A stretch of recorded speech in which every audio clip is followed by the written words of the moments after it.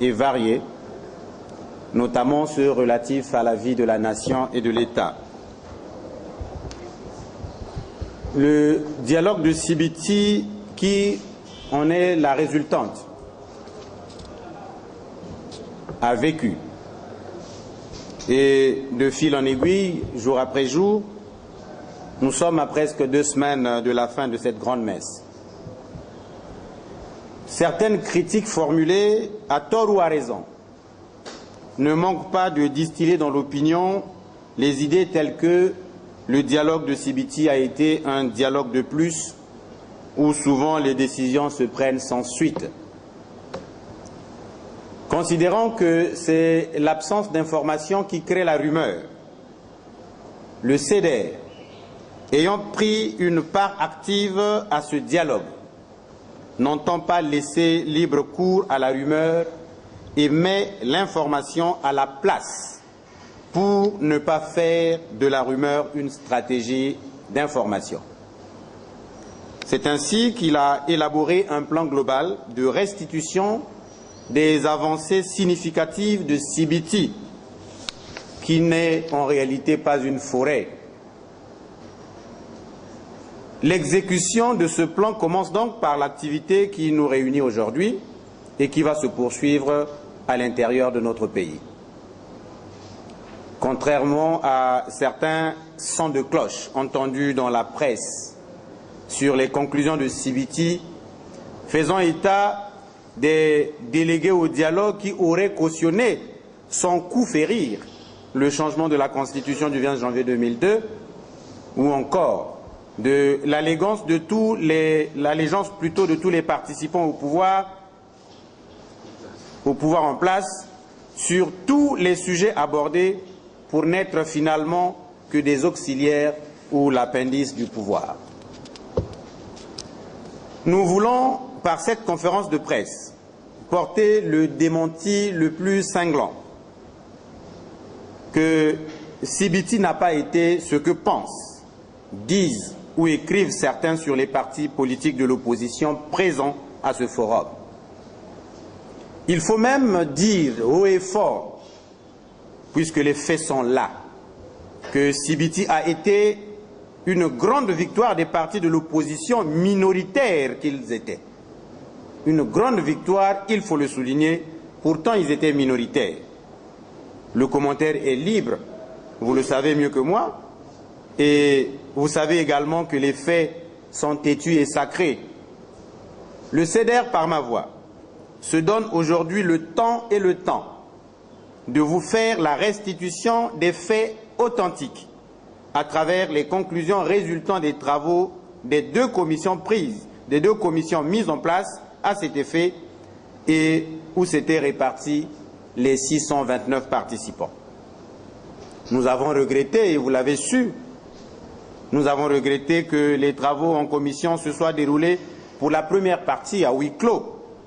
Et nous avons dû batailler fort pour faire revenir la presse pendant les débats pour permettre aux Congolais de suivre le traitement de leurs affaires. Et vous étiez témoins. Les travaux en commission adoptés en plénière par les participants sont rapportés ainsi qu'il suit. La première commission, gouvernance électorale, après les débats, parfois tendus, mais finalement fructueux, a dégagé un consensus, et là le mot était clair, a dégagé un consensus sur les points d'amélioration suivants. De la CONEL. Les participants ont convenu, en accord avec les recommandations de la concertation politique de Dolizy, de la nécessité d'instituer la CONEL en un organe permanent, indépendant, jouissant d'une autonomie administrative et financière renforcée. La parité en son sein devra être étendue jusque dans les bureaux de vote. C'était une grande victoire, parce qu'en réalité, la plupart des difficultés que la commission d'organisation des élections connaît sont liées au fait que c'est une organisation, c'est une commission qui est rattachée à une tutelle, et nous avons exigé que la CONEL ait une ligne budgétaire inscrite justement au budget de l'État, et nous l'avons gagnée. Nous avons gagné aussi que la parité que nous avons au sommet de la Commission nationale d'organisation des élections se retrouve dans les bureaux de vote pour maximiser justement la fiabilité, pour maximiser la confiance, pour maximiser le souhait que le peuple congolais justement attend de tous les souhaits, le résultat le moins contestable possible. Le découpage électoral, vous le savez très bien que ça fait des années et des années que la classe politique exige un découpage électoral qui corresponde justement à la répartition géographique de nos populations. Vous savez très bien, pour ne prendre qu'un seul cas ou deux, un exemple à Brazzaville, on venait de créer 2 arrondissements à Brazzaville, Madibou et Djiri, mais vous savez qu'à Madibou, si étendu que cet arrondissement soit, n'a qu'un seul député, alors que Djiri en a plusieurs. Vous le savez très bien. À l'intérieur du pays, c'est plus grave que cela. Vous partez de Kibouende, de Gomatete, de Kibossi, de Kibouende, de Madzia, jusqu'à Kinkala. C'est une seule circonscription. Nous avons exigé justement que nous ayons un nouveau découpage électoral qui ne tienne plus compte de ce que nous avons appelé l'éloignement, mais qui tienne compte de la densité de la population. Et nous l'avons gagné. Nous pensons que c'est une grande victoire parce que c'est des sujets que nous avons exigés depuis longtemps et CBT a permis à ce que ça soit gagné. La biométrie. La biométrie, le principe d'introduire la biométrie dans le processus électoral en République du Congo a été réaffirmé. Mais sa mise en œuvre, comme les techniciens nous l'ont démontré, doit se faire de façon progressive parce qu'il est démontré que les pays qui ont expérimenté cette nouvelle manière de travailler ont au moins utilisé 3 années d'expérimentation. Et nous avons accepté le principe, et si nous prenons 3 mois, eh bien nous n'aurons pas l'élection présidentielle en 2016. Donc nous avons accepté le principe pour que la biométrie soit effective à partir de l'élection de 2019 des conseillers municipaux. Le bulletin unique. Vous savez, vous êtes les témoins de l'histoire, depuis combien d'années nous exigeons le bulletin unique. Et grâce à CBT, nous venons de l'obtenir. Grâce à CBT, nous venons d'obtenir le bulletin unique. Vous savez que l'argumentaire que le comité préparatoire nous a présenté voulait justement que le bulletin unique ne soit pas accepté parce que, sous prétexte plutôt que nos mamans dans les villages, dans les quartiers ne savent pas lire, ne peuvent pas distinguer tel candidat à tel autre candidat. Nous avons démontré que ce n'était pas juste, que ce n'était pas bon parce que les vieux de demain, les mamans de demain ou les papas de demain, évidemment c'est les intellectuels d'aujourd'hui. Et les intellectuels d'aujourd'hui, on ne peut pas faire la culture justement de l'analphabétisation. Nous savons que les intellectuels d'aujourd'hui vont vieillir, seront vieux demain et ils finiront par déchiffrer. Donc la loi n'a de la valeur que pour l'avenir. Elle n'a de la valeur que pour l'avenir. Et nous avons accepté le bulletin unique qui a plusieurs avantages et moins d'inconvénients. Le bulletin unique a ceci de particulier qu'il permet de réduire justement la fraude. Vous savez très bien que les candidats nantis, on voit les militants aux abords, aux alentours des bureaux de vote pour vous demander de subtiliser le bulletin du candidat adversaire pour justement démontrer qu'on ne l'a pas voté. C'est une pratique, il faut lutter contre cette pratique. Vous savez aussi que dans certains bureaux de vote, vous allez retrouver les bureaux de vote de tels candidats en nombre supérieur par comparaison au bulletin plutôt de vote du candidat de son adversaire. Nous avons gagné donc le bulletin unique. Nous pensons que c'est un avantage, c'est une avancée significative. Du point de vue des listes électorales, il est établi que les listes électorales que nous avons aujourd'hui ont été faites de la manière paritaire. Paritaire, c'est-à-dire il y avait la présence de l'administration, la présence de la majorité, la présence de l'opposition, la présence du centre et la présence de la société civile. Étant entendu qu'il y a des jeunes qui viennent de totaliser, qui vont d'ici peu totaliser les 18 ans, alors nous avons accepté le principe de la révision extraordinaire de ces listes pour permettre à ce que l'élection présidentielle ait lieu dans les délais constitutionnels. Alors, la suppression de la directive ville morte. eh bien, le comité préparatoire également avait souhaité qu'on supprime la directive ville morte pour permettre justement à ce que les électeurs soient mobiles, parce qu'ils estiment que la ville morte contribue aussi au taux d'abstention que nous observons lors des votes. Nous avons dit non. Lorsque vous autorisez une ville, qu'elle ne soit pas morte, eh bien nous donnons la possibilité à ceux qui peuvent transporter des électeurs d'un arrondissement à un autre arrondissement, eh bien ils auront l'occasion de les transporter. Nous avons pensé qu'il y a plus à gagner à rendre la ville morte qu'à la rendre vivante. Et donc, ça aussi, nous avons gagné ce principe après les discussions. La loi sur les partis politiques, à ce niveau, il n'y a pas eu de débat. La loi, nous avons demandé tout simplement que la loi soit appliquée. Mais évidemment, il faut aussi avouer que si on applique la loi sur les partis politiques, certains ne vont plus exister et certains ne vont plus exiger leur présence dans ces messes que le ministère de l'Intérieur a bien voulu, avec sa largesse, que tous les partis politiques, même ceux qui ne sont pas reconnus, puissent participer pour faire large opinion. La transparence électorale a été réaffirmée, la compétence de l'administration territoriale. Vous savez que le comité préparatoire avait souhaité justement qu'on remette dans l'organisation de l'élection les préfets, les maires, les sous-préfets, les chefs de quartier, tous ceux des acteurs de l'administration qu'on avait exclus à Evo, qu'on avait exclus dont la réaffirmation avait été faite à Sibiti. Le comité a souhaité les remettre. Nous avons discuté pour que justement ces maires-là restent tels qu'ils sont, qu'ils n'influencent pas l'organisation de l'élection, et nous l'avons gagné. Le renforcement des capacités du personnel des acteurs électoraux, nous l'avons réaffirmé. L'implication cette fois-ci.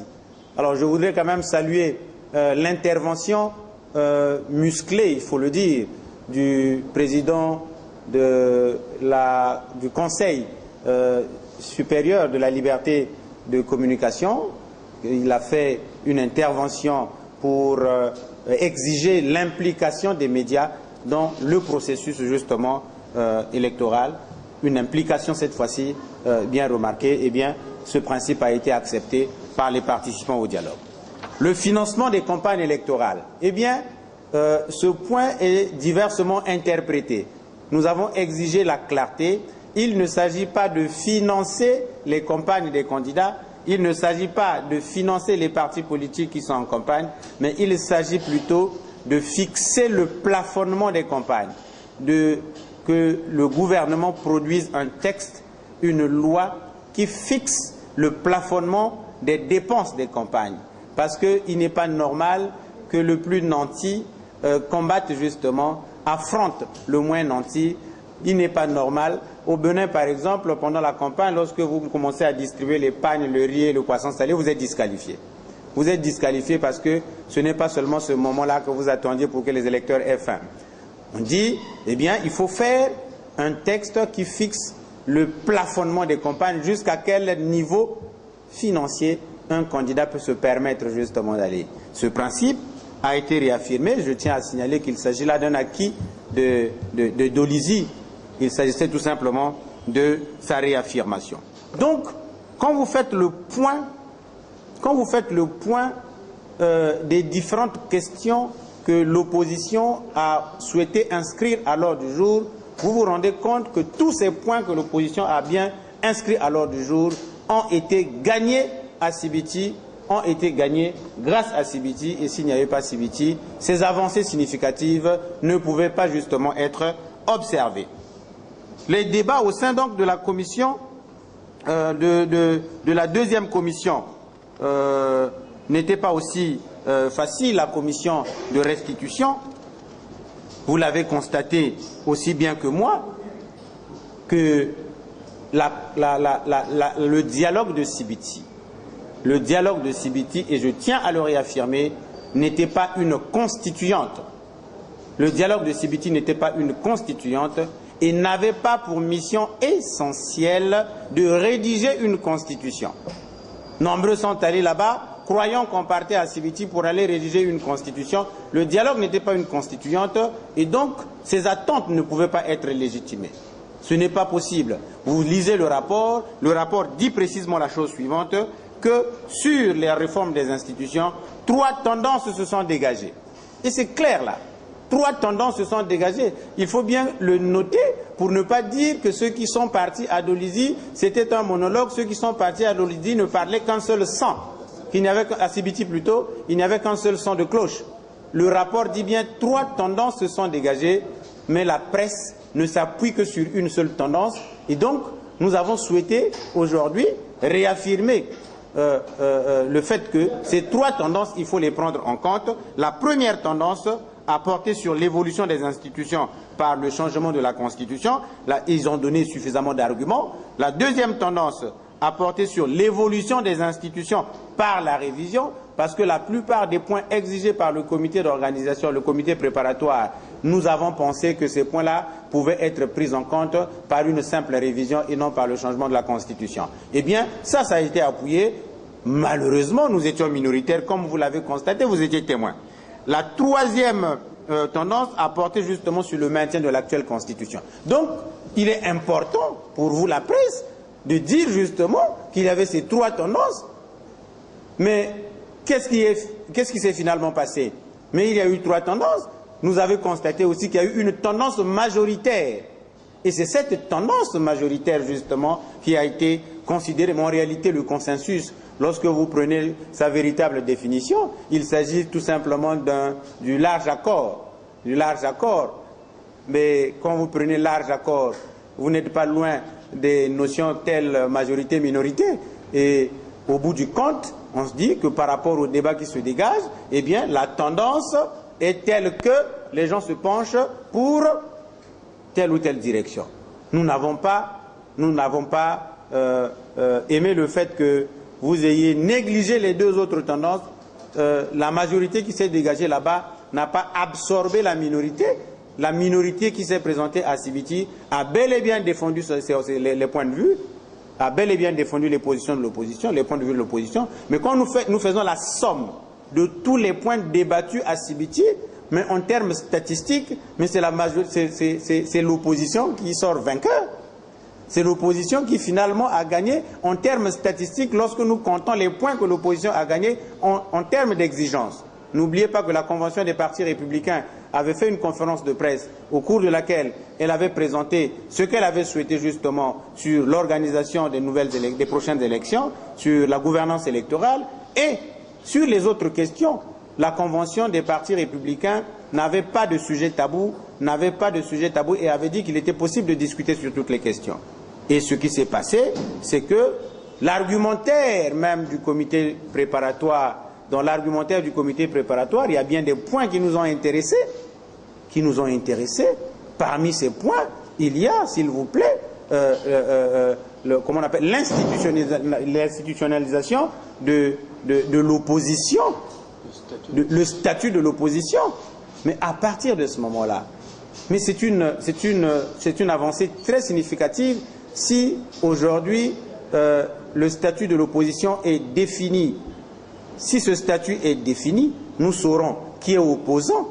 Mais vous, la presse, trouvons aussi des occasions pour discuter en réalité quel est le rôle d'une opposition dans une démocratie.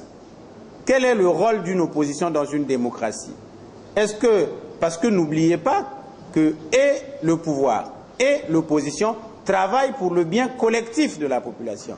L'opposition par son contre-pouvoir parce que pour que le pouvoir n'aille pas dans les dérives, il faut qu'il y ait un contre-pouvoir qui lui fasse justement entendre raison. Chaque fois qu'il y a une dérive, eh bien il faut qu'il y ait un contre-pouvoir. S'il n'y a pas de contre-pouvoir, l'opposition participe justement par ce contre-pouvoir. Mais l'opposition n'a pas pour vocation d'obstruer, sinon il ne travaille pas pour le peuple. Si vous voulez travailler pour le peuple, la meilleure méthode de travailler pour le peuple, ce n'est pas d'obstruer, d'empêcher le gouvernement de fonctionner, mais plutôt de pousser le gouvernement à bien faire pour le bien de la population. l'opposition, vous êtes opposé parce que justement, il y a bien des idéologies qui vous opposent, il y a des pratiques qui vous opposent, il y a des méthodes de travail qui vous opposent, parce que vous pouvez avoir aussi les mêmes idéologies, mais vous n'avez pas les mêmes méthodes de travail. Vous vous opposez. Vous vous opposez généralement parce que vous vous êtes affronté à une élection, il y a l'un qui a gagné, il y a l'autre qui a perdu. Automatiquement, celui qui a perdu se met à l'opposition. Chez nous, ce n'est pas souvent le cas, mais je voudrais justement que nous ayons une occasion avec la presse pour discuter du rôle véritable d'une opposition dans une démocratie. Dans une démocratie. Et nous avons pensé que c'était un point fort. Il y a eu des avancées à Sibiti et je tenais justement à marteler sur cette question de dire que du point de vue statistique, lorsque nous avons fait le point, l'opposition avait inscrit à l'ordre du jour la gouvernance électorale. Le deuxième sujet n'était pas l'inscription de l'opposition et à partir de ce moment-là, l'opposition s'est sentie victorieuse, s'est sentie gagnante, s'est sentie satisfaite des résultats auxquels nous sommes parvenus. Okay, oui. La deuxième, le deuxième fait dans l'argumentaire justement du comité préparatoire qui nous a intéressés, c'est l'institutionnalisation du statut des anciens présidents de la République, des anciens premiers ministres, des anciens présidents de l'Assemblée, du Sénat. Nous avons certains, on aurait même souhaité, peut-être que ce n'est pas trop tard, nous allons essayer de discuter, pourquoi pas, jusqu'aux anciens ministres. Jusqu'aux anciens ministres, parce que vous savez que généralement, quand vous n'avez plus ces avantages de ministre, vous savez ce que ça donne dans notre pays. Vous savez ce que ça fait. Donc si, jusqu'à ce niveau, ces cadres pouvaient être pris en compte, ce statut pouvait être institutionnalisé, nous avons pensé que c'était une bonne chose. Et pour nous, Sibiti a été d'une grande importance. C'était un dialogue, pas de plus, un dialogue, parce que dialoguer pour nous, finalement, le dialogue est rentré dans les mœurs. Le dialogue est rentré dans les habitudes. Nous pensons que si nous ne dialoguons pas, on ne peut pas avancer. Voilà ce que je tenais à vous dire, chers amis de la presse. Nous allons trouver quelques minutes de discussion avec vous, de débat. S'il y a des questions, on va échanger et puis on va se séparer en beauté.